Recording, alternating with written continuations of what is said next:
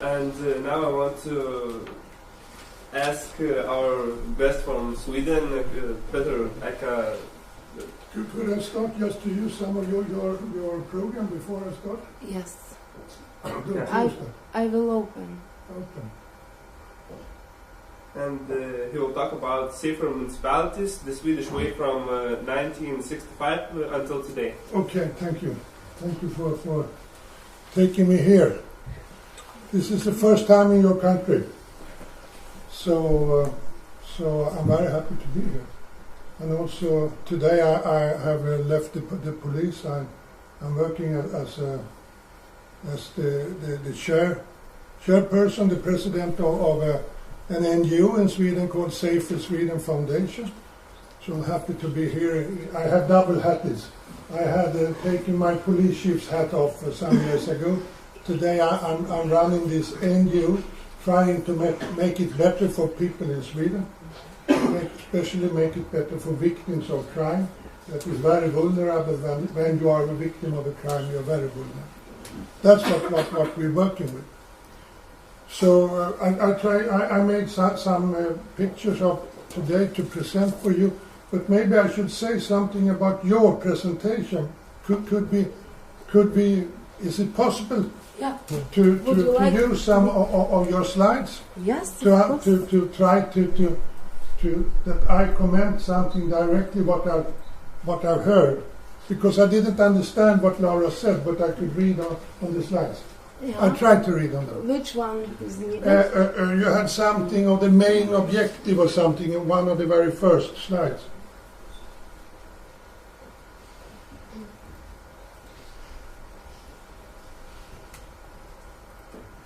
This? Did you have number 2 then? What could that be? Even further. Number Yeah. This? Yes, and then okay, let's stay here. Yeah. What I will talk for, what I have prepared. What I have been working with is for 40 years more or less. But I think is the main objective of the program to involve active community members to crime prevention. I like that very much. I think that is more or less where we have to start. This is not a show for the police, as I thought when I was a young chief of police in Sweden. I thought that police should solve all these problems with unsafe neighborhoods and a lot of criminality. But today I know better. I say that this is something that we have to share and try to solve together. And therefore I think, Laura, you had another picture here with some boxes. That was community. The next, I think it was. This is interesting. What I have been working with, do you understand me or do you need to translate? Or? We understand you. Everybody, is somebody that, okay, you don't want to raise your hand. Kas nesupranta ir kam reikėtų vertimo? Because if you don't really understand my friend, then I think it's better that you translate, but you should. It's okay? Yeah, it's okay. We can continue. Oh, yeah, okay. They can ask later. Yeah, you can ask later, of course, yes, and I try to take it not that rapidly. Okay, what I've been working with in my career, I started, I'm graduated as a Master of Law, so I feel safe here when I'm with this, because I understand that you study law here on this faculty today. So that's why I started, and then I joined the Swedish police, and I ended up as police commissioner. This is what I have been working with during my time in Sweden, and also internationally, to try to make this part more efficient, to make it better. That is what I've been working with. In Sweden, at the top national level, in Stockholm, and also, of course, as a police commissioner outside in the police system, but also internationally. I've been working down in the Balkans, I'm working also in Vienna. I've been working in Central Asia to try to help to develop the police authorities or the policing programs of these countries that have been war-torn, that was in war, you remember, the Yugoslavian war, and all that problems. To try to develop these police forces from forces to police services, from something that the state used to put pressure on the people to something that the state used as a part of the service for the people of the state. That is something, that is what we today call a democratic policing. That is what I have tried to help them develop. So this is the part that I've been working mostly. But today I understand that this is not enough just to try to develop this part. It must go hand in hand with the local government. The local government, the communities and the towns has to take a lot of responsibility in how to prevent criminality and how to make safe neighborhoods or safe communities. So it's so important. I thought that it was something just for the police, and we found some of our young police chiefs at that time, we thought that even the sun was rotating not around the world but around the police just. And I can understand could be even worse in countries far east. And I was some year ago giving lectures in Beijing, in the biggest police university of the world. So I can say that they still are a little in that system that we thought that we were running the world, but that's not true. And the development of the world is so rapid now, so the police has to understand that we are a part of this. But most of the crime prevention work, it is done by the local government and the community and the members of the community. And if we can have these things fit together like this, then we can cut the curve of the criminality in the Western world. Because the violent crimes and the gang criminality and the serious crimes is going in the wrong direction. But to stop that, we have to work in a new way, and that is what I try to present. And that's why I think it's so important that what I try to say now and tell you my experience, that's fit together what Laura just said. But it's not easy to fix. It's not an easy fix, I can tell you, because we work with people. So it's extremely difficult to try to have a result. It's extremely difficult. But of course you can manage it. But it's a lot of work. It's a lot of work. It's not a quick fix. Okay, that was a start. Then I can take my presentation.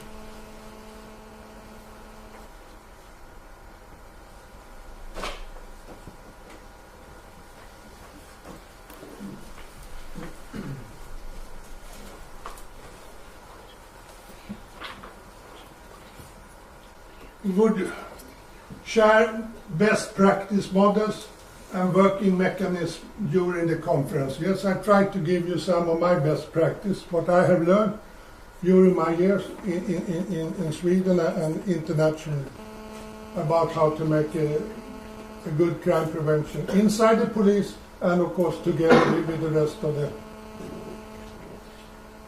the municipalities, you can see. And therefore I'm glad to speak that. To start with, I hope you have read this joint declaration of the Eastern Partnership Summit in Vilnius, 28th to 29th of November 2013. I had this in Friday, I think it was. Yeah.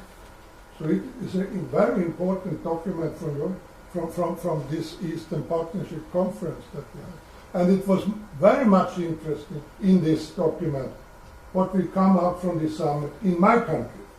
And you know, one of the guys is that maybe you know of is Mr. Carl Bildt, who is the foreign minister of my country. He has been one of the guys that have tried to develop this Eastern Partnership. So we are very interested really in what happened in your town last week.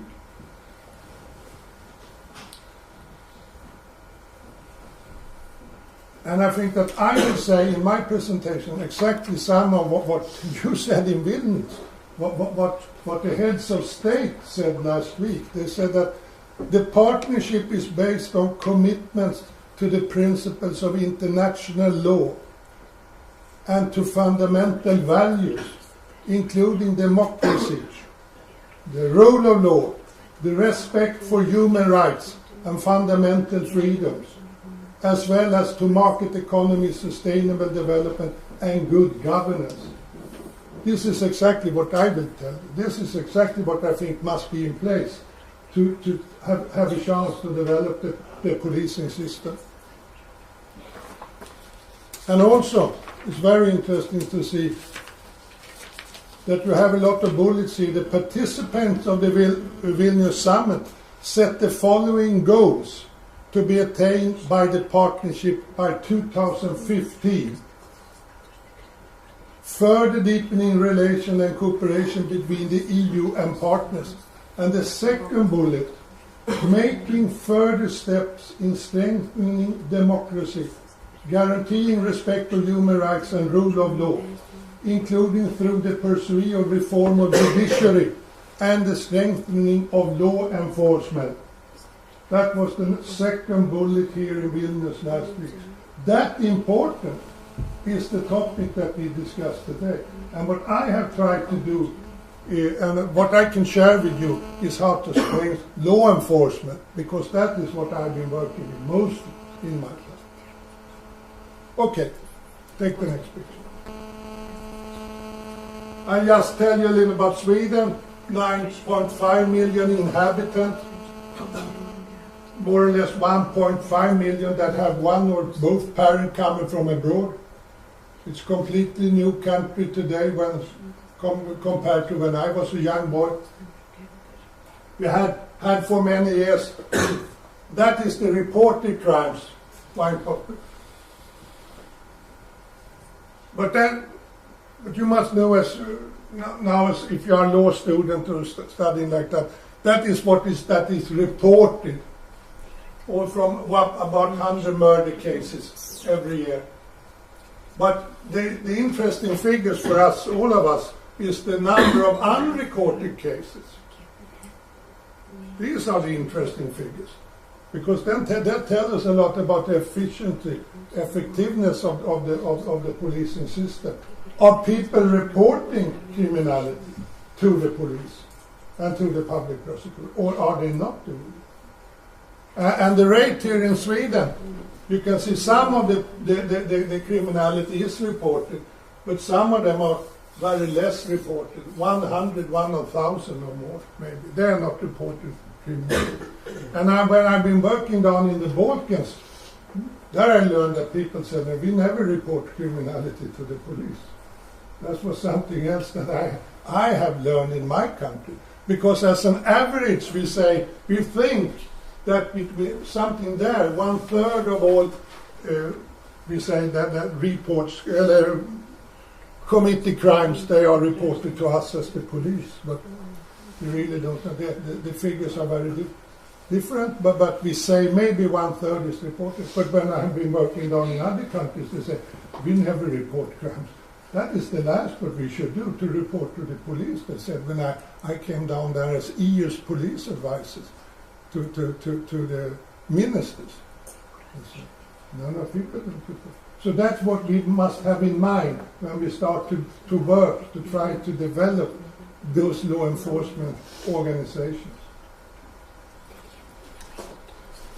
Today we have about 20,000 police officers and 8,000 civilians working with us. When I started in 1975, that figure was, I remember, 12,000, I think. So this has increased a lot. And this is about 2 billion euros is what is apparatus, the cost of it. And the cost is going like this. It's more and more expensive to run the police service of a country. And I will come back to that. Okay. I started in 1965 because it's interesting for you to understand how we developed the police in my country. before 1965 there was a mixed national and local police authority. There were mostly, the police were a part of how to run a city or a municipality.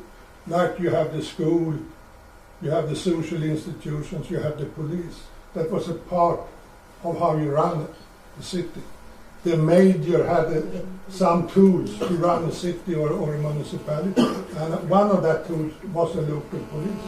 That's not the way today, and it's interesting for us to understand. We had 550 police districts and more than 1,100 places all over Sweden. You know, it's a huge country, because we had police officers everywhere. A lot over the surface, we had police officers. And then in 1965, we had the national police reform, and we said that, no, the police must be more efficient. You can't have a lot of police officers all over the country. You have to put them together in bigger units so they can be stronger, they said. And therefore we developed just 118 police districts. And now they are more or less independent from the towns and municipalities. We shifted from a part of the town to run them, you have the police, until something that the state is taking care of. It's a national police. And I will come back to that, because how to run a police force or a police service, hopefully, is very much depending on how it's organized. Okay. Just 10 years later, there was a new government committee that said the police, with this new, in 1965, with this new reform, has lost their local responsibility. We don't see the police officers anymore. We don't know the police officer. We had them here in our town, but now they are some other. We want to have them back. That was the normal reaction from the people in Sweden and from the managers running the towns and municipalities. We must have a local police. So already 10 years after that reform, they started to see that what happens in a country like Sweden when the police are not still there at the local level in the way they were before. And they said, okay, we keep the organization with this 118 police districts, but we're directing the police to put more focus back to the local level, more close cooperation with the towns, municipalities and the people. That's what they said. You have to be back. Okay, we try to centralize a little, but at the same time you have to be back there and put focus together with the people in the villages. And you see that was more or less what you asked for. You wanted us to work together. But we tried here to shift, to leave the towns and municipalities, but the people wanted to have us back. So there the struggle began. Okay. In 10 years here, I was working here at the National Police Board in Stockholm. We said, when the people had said, try to direct more focus to the local level, then they told us, the National Police Board in Stockholm, to develop the Swedish version of community policing. And I think you will come back to that as well. Community policing is a way that is a program developed in America with a lot of researchers that said how you have the police to police at the local way, in a good way, to the local level in a good way. So that was what we tried to do. We tried to develop the Swedish community, and I was responsible for that. Trying to develop this. We must have the police back to the people out in the day. They want to have them back. Should we have a chance to do crime prevention like that, to stop the criminality, to do good police work, we have to be there. But we had problems then to implement that, to resistance among police officers and also many chiefs. They said, no, we don't want to be back there. We are sitting in our new police houses, our new police stations.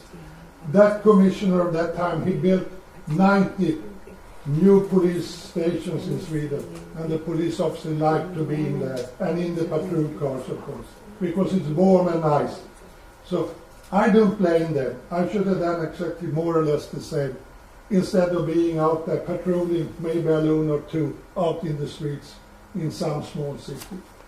So of course the choice they did to centralize a little, it's absolutely normal. That was the effect we got. And therefore we didn't manage really to do any community policing system, to have the police officers back on the local level. And in due time then, instead they said, you must be more effective, you must be more effective, was what the politicians told us. And then they said, 118 police districts are not effective. You must be more effective. And then they said they reduced the number of police districts to 21. Instead of trying to see how could we be better at the local level, they said they did some administration things. So they put together police districts instead and said, if you are just 21, then you will be more effective. So and we still have them, and I will come to the next phase. And also in this time, we had the first signs in Sweden of real gang criminality with these motorcycle gangs. We saw that the organized criminality was on the rise. Before we had the Yugoslavian criminals coming to Sweden, they were very hard-lying people. But now we started to see the modern types of criminality, the real gang criminality. That was that time. Okay. And also, at that time, we start to understand that to try to cut crime or to reduce criminality, it's not just something for the police. So we started to develop our National Council for Crime Prevention, presenting the first National Crime Prevention Program, and we can call that everybody's responsibility. And this is more or less what Laura just presented, how you want your organization to work. And this was our first National Crime Prevention Program, Allas vårt ansvar, everybody's responsibility, a National Crime Prevention Program.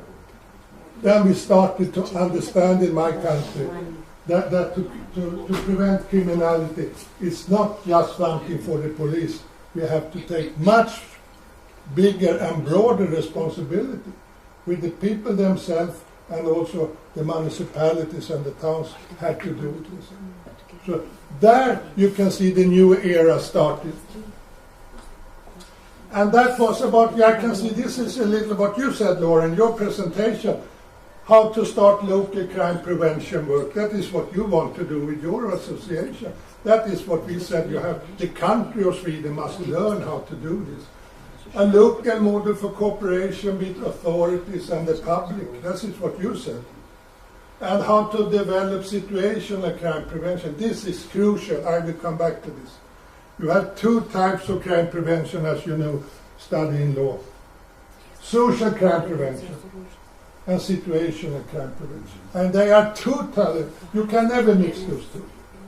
Social crime prevention, and I saw Laura had something of that, is when you try to build a good society and says, if you just have the babies and the young, if you build a good school for them, like that, then they will be nice people and they will not commit crime. That is the social crime prevention. And we have been the masters in my country to run social crime prevention models. But it doesn't reduce crime. Hopefully, the good guys will not commit criminality, but there are never any guarantees. Even the good guys commit a lot of criminality. But still in my country, we use a lot of resources and say that, a little more social crime prevention work, then they will stop, then they will be nice people. Of course, we don't say that this is wrong.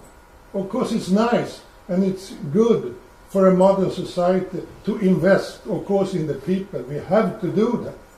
Try to make them good citizens. Exactly what you said. Exactly. Of course. But you also have to combination of situational crime prevention. How in the situation, how you stop criminality. And you can do that in 1,000 ways, if you just start to think how you can do it. And I will come back to it. And that is my message today, that this is the way forward. Of course we should try to give our youngsters a good school, and you had something in your program you called what did you say? You said you called it youth program development. That is social crime prevention. That is good. But at the same time, you must be a little bit more hardcore and see how can we prevent a lot of things in another way. And that is where we are in my country today, trying to develop. Because the researchers on this field has helped us a lot about what is situational crime prevention. And I hopefully you have read about that, because that is the key to take the next step to stop the criminality. Okay. Still, we try to reform the police. The government wrote this everybody's responsibility, but still the criminality went like this, especially the violent. And then the government said, oh, the police are not, the government, they're not happy with the police. They said there's something wrong with the police. They can't stop the criminality. We have to do something.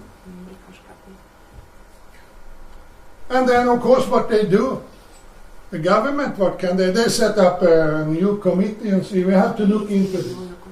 Why are the police chiefs like me not efficient? Why are not they running the police in the way that they can stop criminality? We have to look at this. A new committee was setting up. They set up the police organization committee. They say that we need higher quality, increased cost effectiveness, increased flexibility. We must build a better police. Needs improvement in police performance. They must perform better, those police officers. And that's because the structure of crime has changed, with an increasing proportion of violent crime, fraud, economic crime, IT-related crime, as you will discuss tomorrow. And the EU membership and the Schengen participation, of course, is absolutely a totally new society in Sweden today compared to 10 years back, compared to 20 years back, compared to 40 years. Totally new.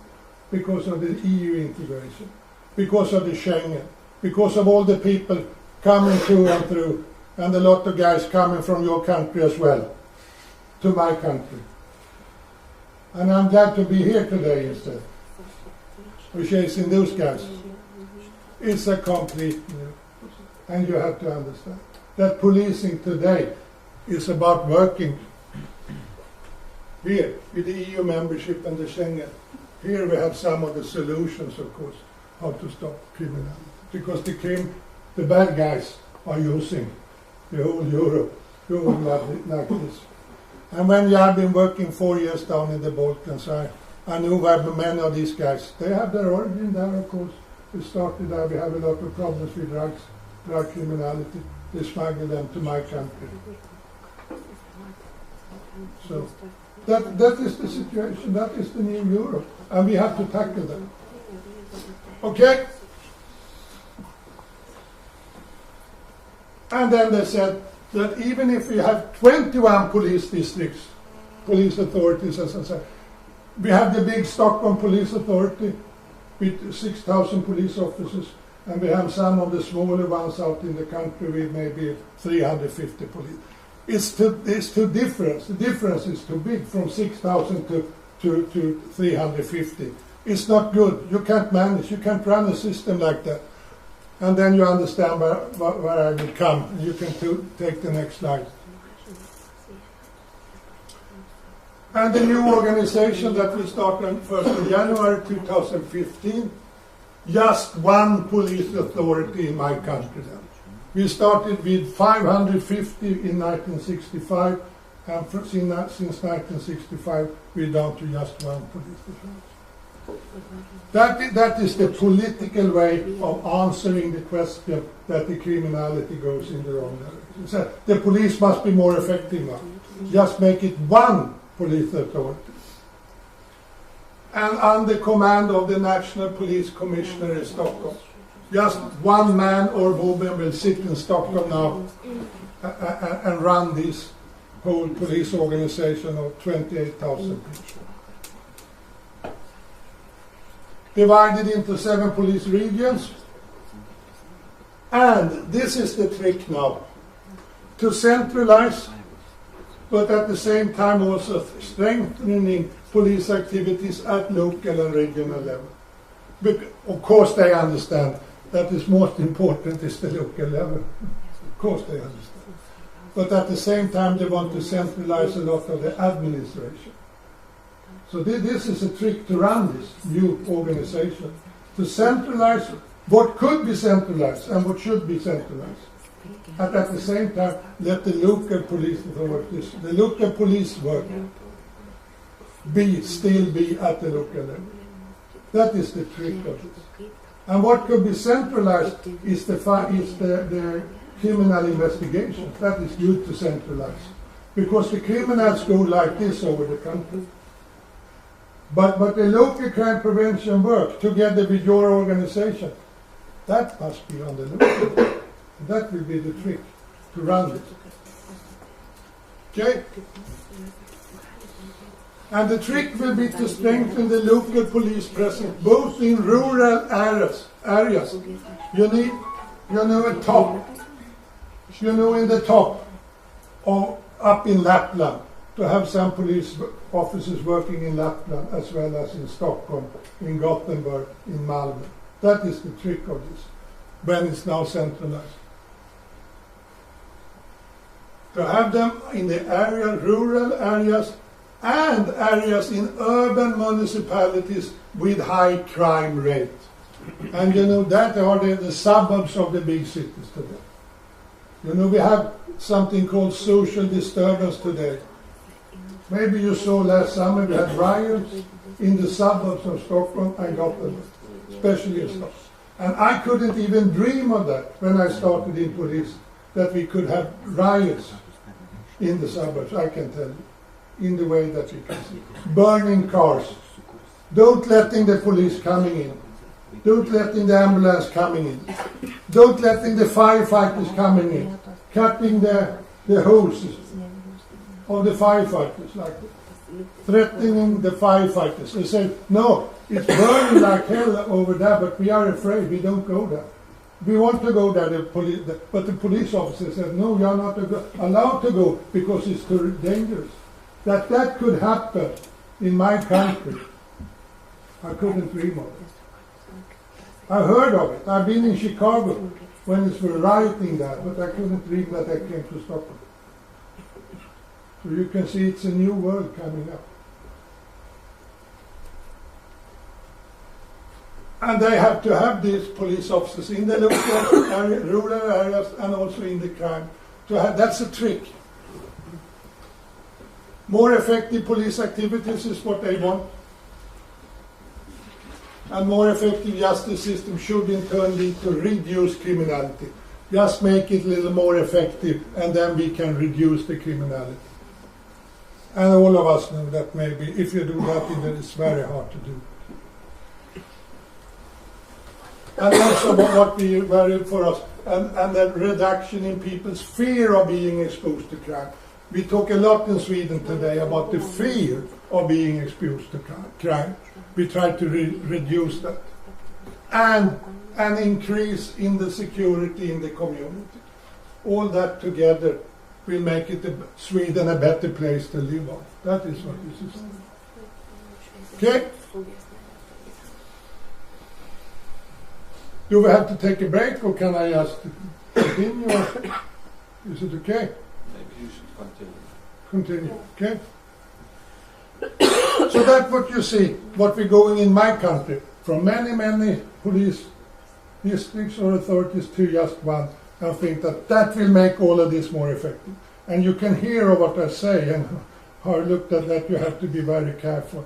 I think, is that the right way you go? Yes, in some ways. Of course, it's good to centralize. But in other ways, you have to be have a very big focus on the local level. That's the trick to have this. This is also about policing. Some international trends that goes in the Western world today, and also I think in China. Police organization short of money.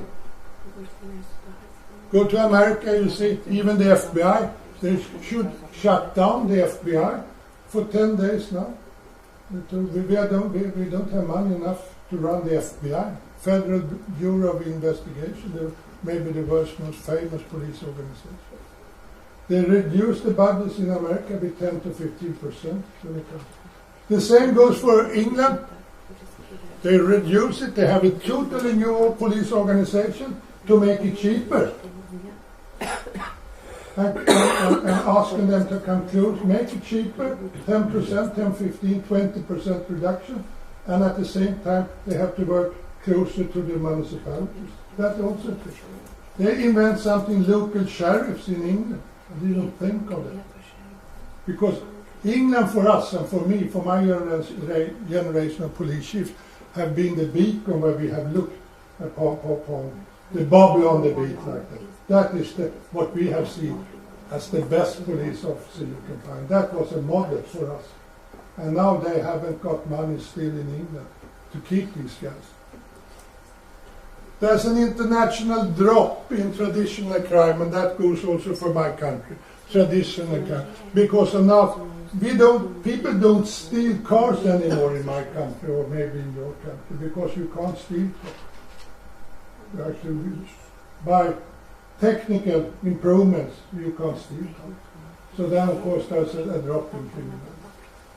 So, of course, we can reduce criminality with technical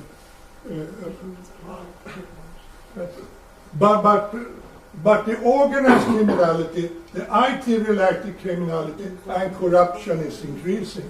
And that's the bad part of this, because a lot of politicians in my country say, oh, it's good, crime is dropping, without understanding or saying that that is the problem, that the organized criminality, the IT-related criminality and corruption is increasing, but that's much worse. I should have the other way around. If that had been reduced and some more stealing cars, maybe I could have accepted that. But this goes in the wrong direction. And also, riots and social disturbance more common. People are not accepting things. They go out rioting in the streets. They're fighting their police. And the police have big problems in many countries today. And victims of crime don't get their rights. We have a hell lot of real victims of crime, and that's what my organization, Safer Sweden Foundation, works a lot with, to protect the rights of the victims. That's some international trends. Okay? Okay, this is what I told you, maybe these international trends are not nice to hear. But can we do something? Could I give you some positive feelings or vibrations, positive vibrations? Yes, of course there are. But we have to use the right tools.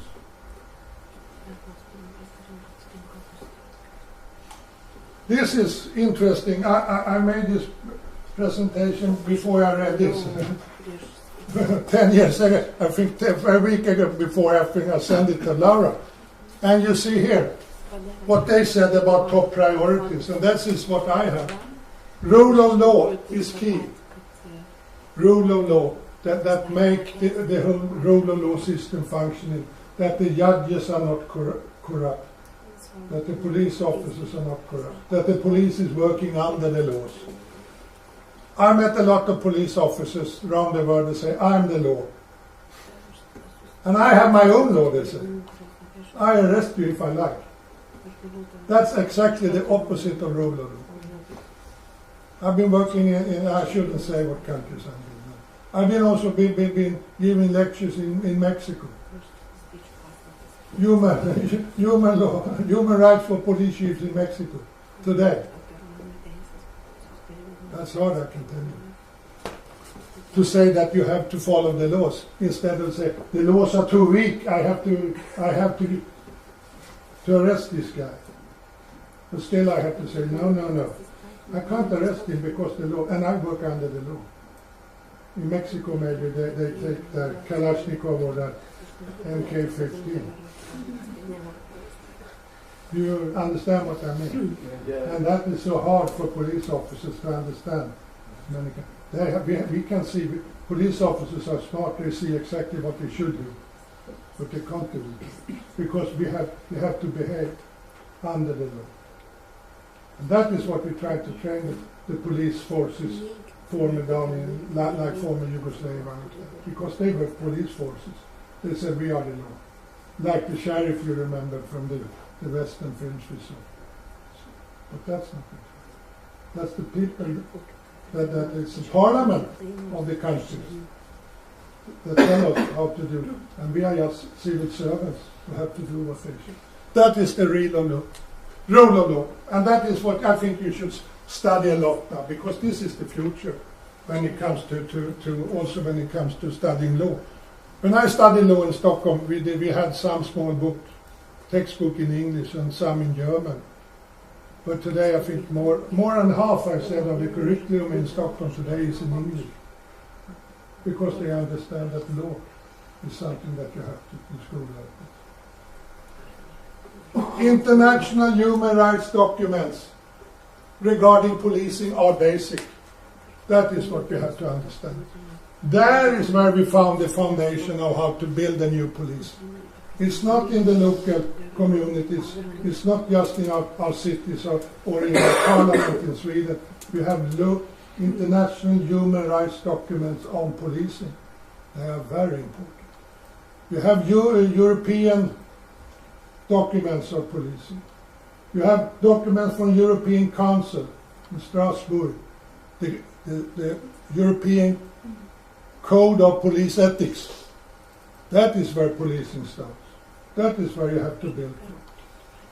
And when you go to China like that and discuss with them policing, of course I have to start there.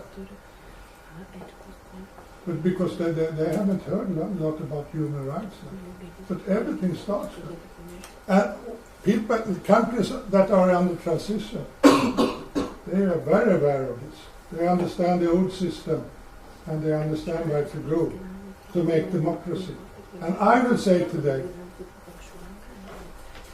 that to understand these two bullets is the best way for a young country to build democracy.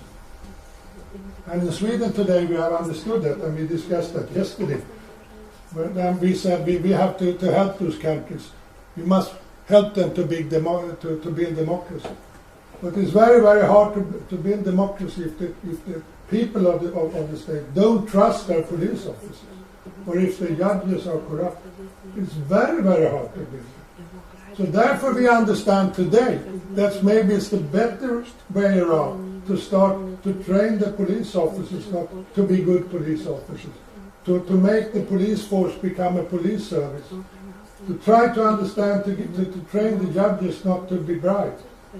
Then the people start to trust the system, and then it's easier to build them. What we discussed today.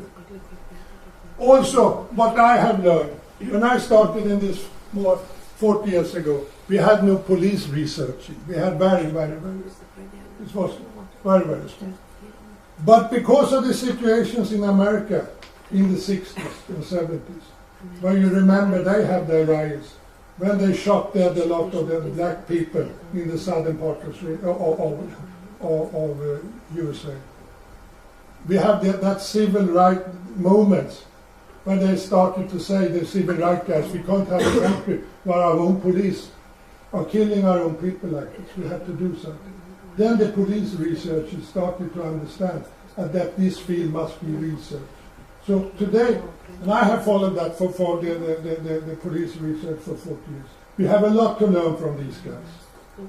We cannot always do exactly as they ask because they are researchers, but they can help us to understand our own work, how we should treat the people when we do policing.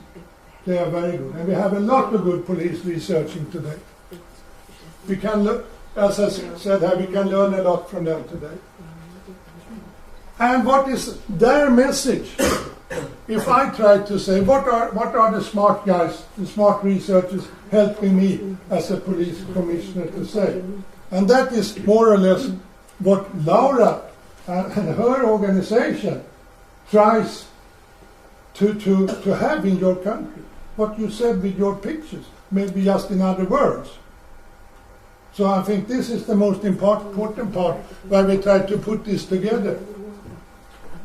What we have learned today of all these documents and the research is that to try to fight criminality and to build safer communities, safer cities, better cities for the people that we serve and protect is to use an integrated multi-agency approach to cut crime. This is exactly what... We can't say that it is the police to have to cut the crime, no. Use an integrated multi-agency approach to cut crime. Can you penetrate a little bit deeper multi-agency? I will come to that, yeah. It's not just the police. You can remember the picture of me. Young police chief said, I will fix this for you. Today I know much more. You must help me, and you must help me, and he must help me, and the school must help me. Everybody must help me, and I will come to that. And when we do that, that's the multi-agency approach. The people like you, but here you are students, you maybe are in NGOs like that, but also the university as an agent can help us to cut down. And I know a lot of things. When I work with the security chiefs today that are head of the campus of the big universities in Sweden, they can do a lot to cut crime in this environment. Can do a lot of things if they are smart and use situational crime prevention. Instead of reporting that we have a lot of thefts in our campus, we have rapes in our campus. We have robberies at the campus. We have a lot of bullying, school bullying here at the campus. And then we can say, I as the police chief, maybe I can solve some of those problems for you, but you can solve it yourself if you are head of security. You have to smartly think. Maybe we must have a camera there. Maybe we must lock that door. Maybe we can have some guards out here when it's dark. Maybe we must have better street lighting out here so that the female student can train in the night. You understand? I will come to that. I have some pictures. Okay. This is the answer more or less of you. To cut crime, police, local authorities, business, government, and NGOs must cooperate and coordinate better. Exactly what Laura will do with her organization. They must act and work more focused, using situational crime prevention strategies. This is very important, because there are many associations started like Laura, but it's very hard to fulfill something, because you must be very, very focused. Otherwise it's just me left. All the other guys say, no, I have things to do. I have to do my training. I have to work with my children like that. I don't have time to do this. It's just the first guys in line left. So it's hard to start. You must know what to do. I will say something more of situational crime prevention. And what is promising, says the international, the research, community policing.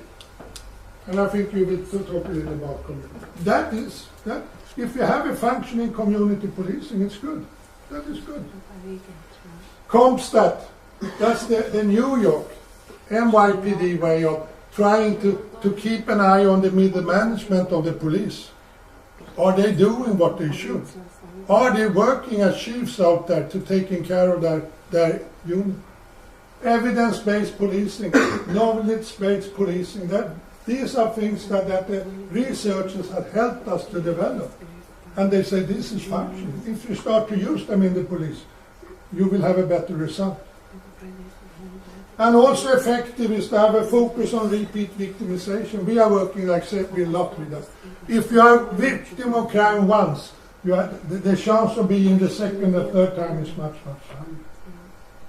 So if I should try to do some prevention, I have two people here. You have been a victim of crime, but Laura never. then instead of trying to protect Laura, I should protect you. Because the researchers have learned that there's a bigger chance that you are the next victim. But most police forces, they don't like to hear that. They want to do it like this, instead of make it focused, understand what the researchers say. Hotspot policing, that is the last year's training. You know where you have in city centers, a lot of youngsters, they meet at McDonald's like that. Pubs, a lot of drinks like that. Of course, if you have police officers there, of course they can do a lot of good work and stop criminality. Third-party policing, if these guys are helped, try to problem-oriented policing and hot offenders. All this has the research helped us with. So you have the tools, you have the research, you can try to use them because they are proven functioning. Well, these are maybe also the answer to your question. Some partners in security.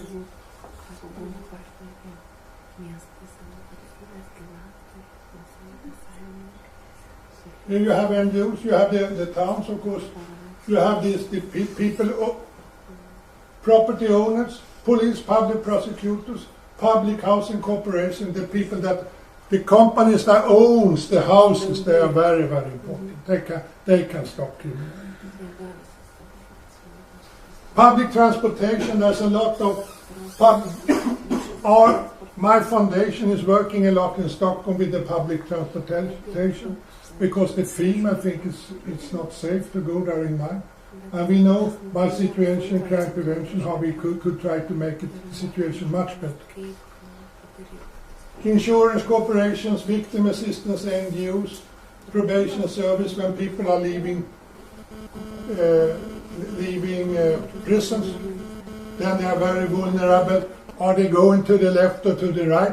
Are they going back to the former community or bad guys? Or can we take them to the next step, to take the right road?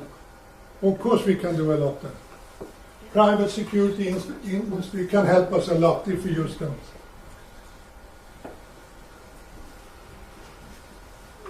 This is about knowledge-based policing.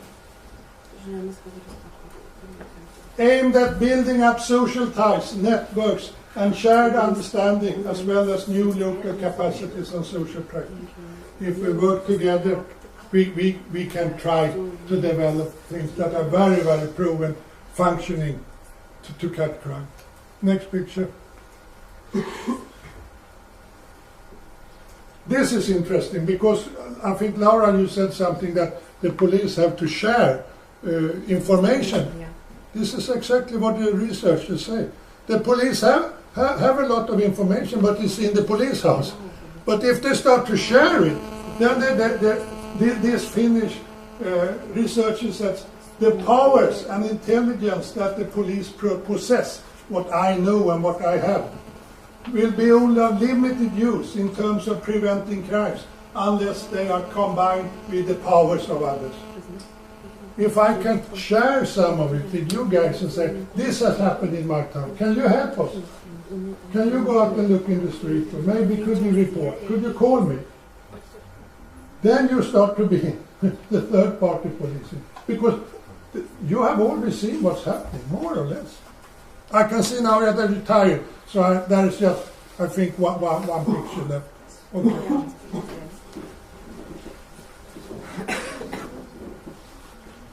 November 4, just a month ago, the police commissioner Mats Löfving in Stockholm, he said, we need higher ambition when it comes to cooperation with the municipalities in Stockholm County. Police and municipalities shall talk with one mouth. We have to work like this. We understand. And here it says how to fight the organized crime and how to take care of victims. That must be focused. That is his top priorities. Fighting organized criminality and take care of victims. Okay? My best recommendations. Develop a community policing model. That is my best. That is functioning. Study NYPD, New York Police Department, Comstat model. A lot of lessons learned for all of us when it comes to the importance of accountability at middle management level. It's very interesting. And we, my foundation, we do training trips to New York to study this model.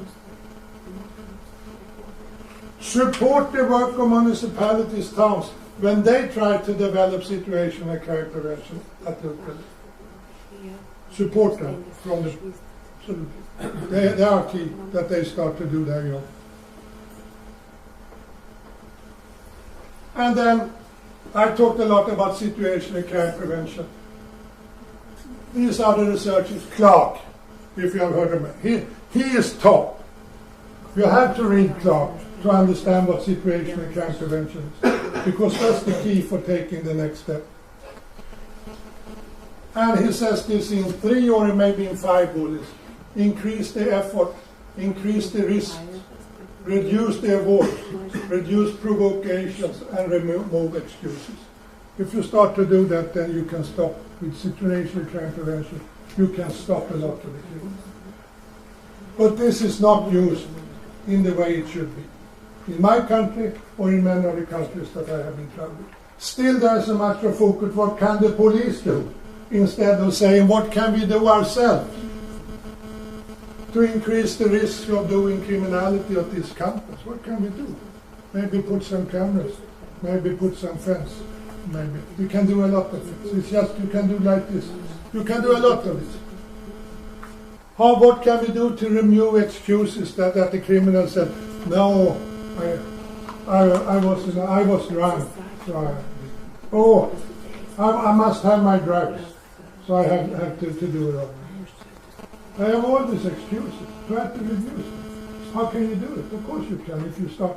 If we have a seminar here for 2 hours, you will give me at least 100 examples of how we by situation and crime prevention can stop criminality. And then you say, hell, why are we not doing or using it? No, because we are so focused on what the police should do. We are so focused on social crime prevention. Good schools like that. Yeah, of course it's good. We should have good schools. But if we start to use this, then we can achieve a lot. Okay, I think, was there one more or two? Huh? Okay. That was my pictures. And I try to also to comment with you, because a lot of what you said in your, I think it goes directly into my view, my picture of what is going on in the international society and the international crime trends and everything like that. And then the hard way is with police officers is to do our part, of course, to implement this, but at the same time have an impact on the rest of the society, so they start to understand that they can do a lot. And then together, of course, we can achieve a lot. I'm absolutely sure. But it's not easy. It's not a quick fix, but we can do it. Thank you.